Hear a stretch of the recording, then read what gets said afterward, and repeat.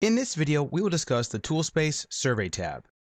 If you would like to follow along with this video, please open the file 0205 toolspace-survey.dwg located in the training folder discussed in the Working with this dataset video. In addition to this file, which I will discuss when I open up Civil3d for the survey database to be accessed. The Toolspace window is where the Prospector, Settings, Survey, and Toolbox tab reside. Let's examine the Survey tab. The Survey tab is where you define survey-specific settings that will be used by your survey databases. The survey database is a standalone file that can interact with your drawing, yet can be stored in a secure location so that only surveyors will have access to it. If you would like to work with this file, as I talk about it in the video, let's talk about the setting where your survey databases is located. To access the working folder for survey databases, right-click on the survey databases collection and click on Set Working Folder.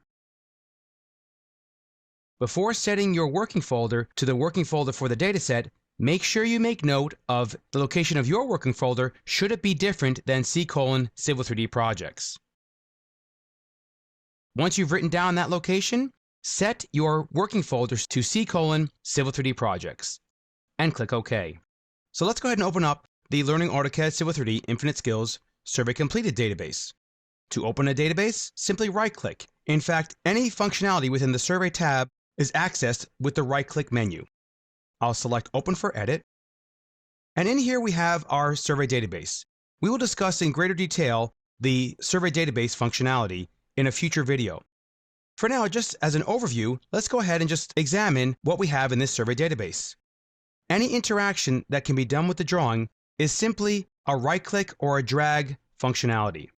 I can right-click and select Insert into Drawing, and that will insert my figures from this survey database into the drawing. I can also simply drag, so I will select my survey points and drag my survey points into this file as well.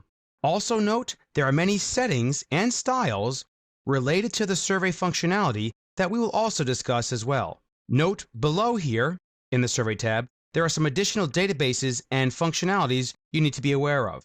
The Equipment database helps you when you need to do least squares analysis. The Figure Prefix databases help you automate your line work in CAD. And the line work code sets are useful for leveraging any of the survey coding that a surveyor may have done when bringing in the figures into your file. This concludes this video discussing the Toolspace Survey tab.